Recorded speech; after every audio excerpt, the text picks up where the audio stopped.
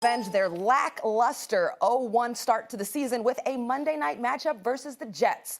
Beckham made a point to call out Jets defensive coordinator Gregg Williams, alleging Williams put a hit on him back in 2017 during a preseason game when Beckham Jr. was still on the Giants and Williams was the defensive coordinator for the Browns. In that game, Odell left with a sprained ankle injury that he claims triggered a string of injuries, which, quote, changed his life forever. Take a listen as Odell airs Gregg Williams out. The only thing I'm buying is, probably just got to watch out for the cheap shots and the dirty hits and all the things that he likes to teach. I mean, if I was a coach, I would never teach what he teaches, but that's just him and what he does. So, I had players on this team telling me that that's what he was telling them to do, take me out of the game, and it's preseason. So you just know who he is. We now welcome in former linebacker Jonathan Vilma, who played for the Saints under Gregg Williams. Guys, now that Odell has made this public, do you expect a rough outing for OBJ? I expect a rough outing for him. And I'm going to be very, very careful about what I say. And even though I try to be, my man Jonathan Vilma appropriately sits across from me because as a former member of the New Orleans Saints, he had to check me with some of the things that I said back in the day. He was right because he would know, and I did not know, and he informed me, and I had to apologize to this brother. So let me just be straight up and down with that because he was right, he was there. Having said all of that, let me be very, very clear. I think it's going to be a rough afternoon, but it ain't because of dirty tricks. First of all, that hit against Odell Beckham Jr. by the Browns, that wasn't a dirty hit. That was not a dirty hit. That was perfectly legitimate hit. Last time I checked, that was football. And I think he's in store for more of that this upcoming weekend. When he alludes to dirty tricks, I don't believe that's going to happen. But I do believe, and I just got this thing, and again, you played, I did not. I'm basketball. I ain't playing no damn football. I ain't trying to play no football, okay? Here's the deal. Odell Beckham Jr., everybody said, when we use the word pretty boys, we ain't literally talking about whether you pretty or not. We talk about finesse people that don't want to necessarily be rough riders or be exposed to rough rider tactics. Gregg Williams strikes me as the kind of dude that lives to make you uncomfortable. Whatever it is that's going to make you uncomfortable, correct me if I'm wrong, that's what this man wants to do. So the fact that Odell Beckham Jr. opened his mouth and exposed what his concern is exactly what Gregg Williams is going to have him concerned about up here. And I'll use a basketball analogy to explain this, Max, in a better way. If you got a knee injury, when I cracked my kneecap in half in college and I came back and stuff, there were a bunch of dudes. They never touched my knee. But you know what they did? Instead of jumping in the air to try and block a jump shot, they faked like they were diving at my knee because they knew I would go like this. I'm not following through now. Why? Because I'm scared. Because my knee was jacked up. I'm saying that kind of psychological stuff, I believe Gregg Williams is a master at it. The worst thing Odell Beckham Jr. did was open his mouth and express what he is concerned about because Gregg Williams, in all likelihood, is somewhere laughing and saying, thank you for that little tidbit of information. I'm going to use that to my advantage. He's saying, got him. That's what he's saying. First of all, got him. And I love that. You mentioned psychology. Is that Max over on the other side? Maxie, you hear us? I know what. Yeah, I got you. I know what you're saying, Stephen A, about pretty boy, right? With respect to Odell Beckham Jr. Finesse. But Odell is an overall football player. He's not just the finesse, flashy guy. He can do everything you want a guy to do on the field. He can play hard-nosed football, even as a receiver. That's not really the issue. What Odell is pointing out about Gregg Williams, and by the way, if he's hearing this, he has every right to say it out loud and tell the truth. And I haven't known Odell a lot. I've dealt with him. He's straight up and down. No one called him a liar. Gregg Williams got in trouble once upon a time for something that I don't know if I'd have gotten and would have punished for. In other words, Bountygate, as long as you're not being told to break any rules, I don't really see what's wrong in a full contact sport with paying out bonuses to knock a guy off the field, so long as it's within the rules. Like, that could be a byproduct of hard-nosed football. But you know what? There was public outcry about it. And the NFL felt differently about it. And Odell feels differently about it. He's not even, what he's calling dirty is, look, it's preseason. No one plays like this. It's not that Gregg Williams isn't within his right to play hard, to have his guys play hard in the preseason, to incentivize them to take the other team's best player out. It's just Odell saying, but you know what? That's not me. That's not the way I was raised. That's not the way I would coach. But Gregg Williams, you do you. And what did Odell really do by bringing this up? You're saying he put it on Gregg Williams' radar. Oh, we're going to put this in his head now. But you know what else Odell did? He put it on the refs' radar. He put it on the fans' radar. This is the second block and first take today. People are going to be talking about it and thinking about it. And he may get a whistle that's borderline, that could go either way. And it may actually be in the Jets' heads in terms of tackling Odell and the way they will approach that. So I don't think he's in for the same kind of rough outing you think he's in for, and I think the Browns are ready to show out after that dismal performance week 1, particularly the Baker Mayfield to Odell Beckham Jr. connection. Yeah, Max, I completely disagree with you. The head, being in someone's head, it's definitely on Odell Beckham's mind. Now, Gregg Williams, he's a psychology major. Before he became a coach, I was with Gregg Williams for 3 years. Everything he did was to affect the psyche of either us as defensive guys playing as hard as we can play, or affecting the offensive side of the ball. So what are you talking about right now with Odell Beckham? He's not talking about the Jets defense. He's not talking about Jamal Adams over there at safety. He's not talking about the defensive line or the pressure that the Jets can get. He's worried about getting tackled.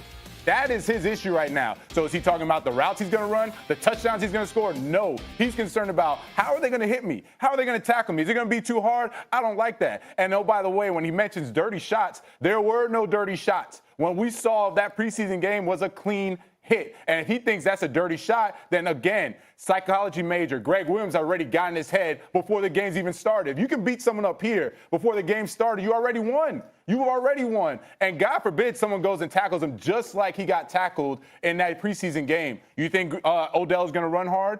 No. You think he's going to run his routes hard again? You think he's going to go across the middle? No. Now you just eliminated a player. Matter of fact, you've had a player eliminate himself mentally out of the game, checked out. Now you're talking 10-on-11 football. That's how you win the game. There's nothing dirty about what Gregg Williams is teaching. Everything he's talking about is playing hard, fast, physical, aggressive. Aggressive. That's what it is. It's aggressive. And not only that, it's also That's not desperate. the issue. Hold on, Max. It's also desperation now because Sam Darnold's gone. You got Trevor Siemian in. You don't really have a number one. Jameson Crowder, Robbie Anderson, you know what I'm saying? Le'Veon Bell can ball. We know what he can do. But the point is that you're a bit compromised offensively, which elevates the level of urgency that the defense is feeling. We got to do more. So, yeah, you want to get into Odell Beckham Jr.'s head. You definitely want to do that. But you also sit up there, again, within the rules. You want to knock his head off if you get the opportunity to. And the fact that he's worried about it, hell, it might have a residual impact on the rest of the cats around him, too. Because if we take down their number one receiver, I mean, damn, that could work, too. I think it was a mistake for him to open his mouth and express 100%. This, Max. I really do. Look, I'm not disagreeing that a coach can get in an opposing player's head and it can cause, at the very least, a distraction. I'm addressing what Odell means by dirty, because he didn't actually say rules infraction. He said he's hearing from players who were on that team that coach was telling them to try to knock him out. Now, it could be within the rules, but let's not forget, Bountygate was largely within the rules, and yet there was still a penalty.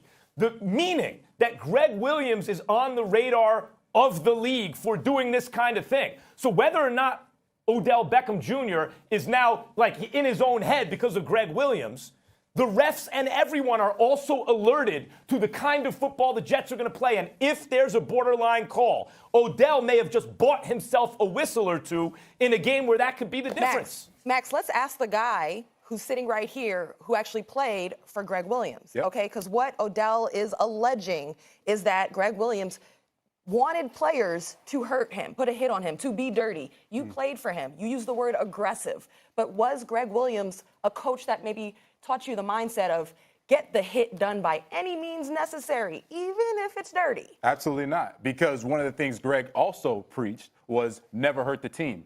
So we didn't want unnecessary roughness penalties. We didn't want any type of 15-yarders for doing something outside of the rules, because we can't come back from that. So when you talk about the NFL and the talent, no team is so talented that they can overcome 10 penalties a game, 9 penalties a game. So he never preached anything that would cause harm to the team. And if you're going to cause harm to the team, you can't play you. And that's the way we played the game. So we played hard, we played fast, we played physical, but we weren't going to go and cross that line. And to Max's point, Max keeps talking about, well, now we're going to look at these tackles. The refs may look at the tackles more.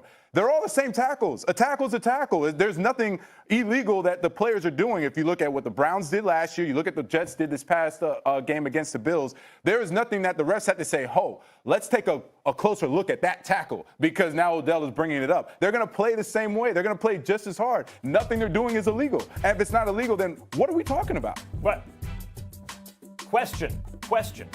Because, by the way, under Gregg Williams, they weren't racking up 180 yards of penalties in a game like they did under Kitchens week 1, right? So I appreciate your point about adhering to the rules, not getting penalized unnecessarily, doing it within the, playing tough football, doing things that people in polite society may be like, that's messed up. Like, Odell, you're trying to knock me out in a preseason game, even if it's within the rules? No, Matt, I get all that. But let me ask you something. Preseason games are football games. You have third-teamers trying to make a team, second-teamers trying to make a roster. Preseason was never treated as, I'm going to take off. This isn't basketball where you can kind of slop around. We have on pads. It's contact. If you go half speed, you will get hurt. I get it. There is no other way to play preseason than full speed. Jonathan. Yeah. Okay, I understand your point. Was there anything illegal going on in Bountygate? No. That's why I wasn't suspended. Was anyone instructed to break the rules in Bountygate? No. But there were penalties. What penalties? Ultimately. Gregg Williams was suspended the league sanctioned against in Bountygate. the NFL. He was suspended for 1 season. Yes. Yeah. Okay. Yeah, even though you're saying right now no rules were actually broken. Say it again? No, what I'm saying is we operate within a culture that sanctions things or doesn't sanction things. You're saying, well, it'll be the same tackle, it'll be the same play. Why would the refs blow a whistle? Gregg Williams was suspended for not breaking the rules by your own definition, and I agree with you. I agree with you about that. But when you put the thought in the official's head, in the league's head, in the fans, the media, the whole thing, borderline calls, don't be surprised if Odell Beckham gets a borderline call. If more eyes are now focused on the Jets, and they're not going to be, and where there's a gray area, it will go against them. Well, Max, first of all, we need to be careful about interjecting when you're talking, and you need to do the same because you got a slight delay. Just reminding our audience here, because you got a slight delay. Yeah. But secondly, just to be clear, what you're saying is you support Odell Beckham Jr. speaking because by speaking out, it might bring attention to Williams' history with Bountygate, and as a result, he might get the proper call. That's what you're saying? Or a call maybe they don't even deserve. Borderline calls will cut the other way. Okay, and I'm saying in response to that, that don't mean he ain't going to have a rough outing. Because let me tell you something right now. If you Gregg Williams, like you pointed out, Jonathan, look, bottom line is go all out, don't play half speed, put a hat on him within the rules. That's all he got to say. That's all he's got to say. Put a hat on him within the rules. Hit him every chance you get because we are in his head. I think that's what Odell Beckham Jr. has done. And I'm not trying to say he's soft by any stretch of the imagination. No. I'm trying to say he's a receiver, and he's a miniature dude compared to some mammoth of men coming in his direction with the sole express purpose of putting a hat on him. He's trying to catch the football and run routes. These brothers trying to put a hat on him. See the difference? I think that's a yes. All right, I think that's a yes. We got silence from Max. Silence from Max. We'll take it. All right, Jonathan, Vilma, we thank you for hanging around with us today. Well, I want to respect the delay.